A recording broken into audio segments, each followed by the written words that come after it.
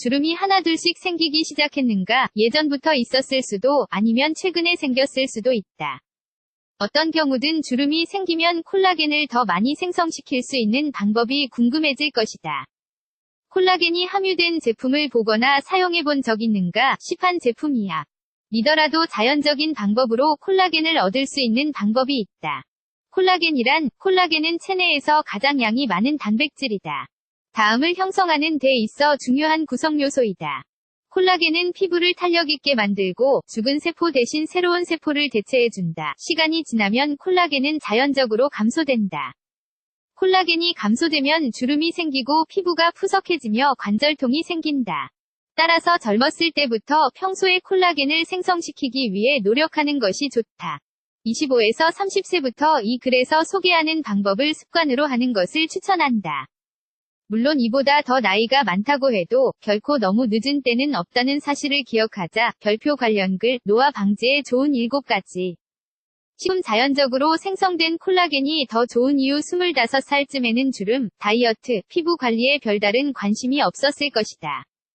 보톡스나 성형수술 외에는 주름을 관리할 수 있는 방법이 없다고 생각했을지도 모른다. 하지만 성형수술은 비싸고 보톡스는 독소이기 때문에 피부에 부작용이 생길 수 있다. 대신 크림을 꾸준히 바를 수도 있겠지만 저렴한 것은 별 효과가 없고 비싼 크림은 누구나 쉽게 구입할 수는 없다. 콜라겐 생성을 촉진하는 자연적인 방법들은 따라하는데 돈이 많이 들지도 않고 방법도 간단하다. 물론 주름이 이미 깊어진 경우에는 시간이 좀 더 걸릴 것이다.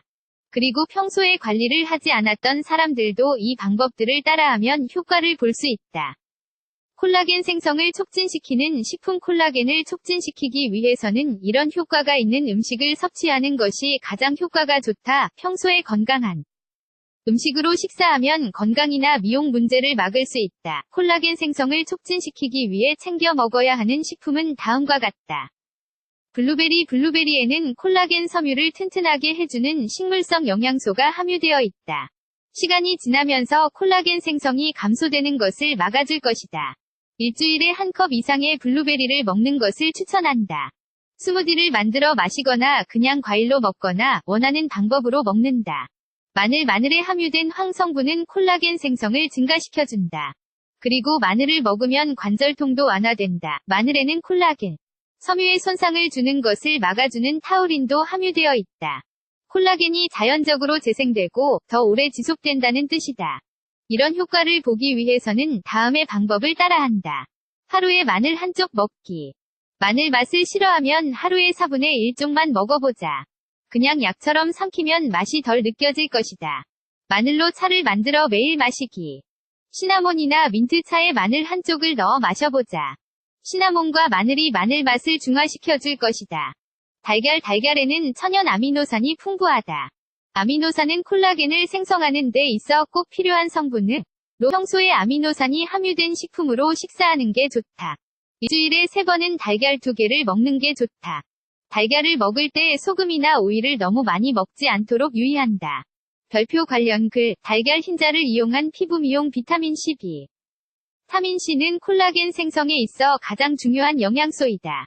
콜라겐 섬유가 제대로 형성되기 위해서는 많은 양의 비타민 C가 필요하다. 비타민 C가 함유된 다양한 식품을 챙겨 먹거나 비타민 C 영양제를 먹는 게 좋다. 영양제를 먹는 경우 자연 성분으로 만들어진 것인지 확인해보자. 건강식품 가게에 가면 여러 가지 제품이 있을 것이다. 인공 첨가물이 함유되지 않는 것을 선택하도록 한다. 적외선 치료. 음식 외에 콜라겐 생성을 촉진시키는데 효과적인 것은 적외선 치료이다. 적외선 치료도 집에서 편하게 할 수 있다. 적외선 치료는 적외선, 자외선이 아닌 을 쬐는 것을 말하는데 적외선을 쬐면 혈액순환이 잘 되고 콜라겐 생성도 증가된다. 에스테틱 샵에서도 적외선을 활용한다. 가격도 비교적 저렴하며 일주일에 2번 정도가 적정하다.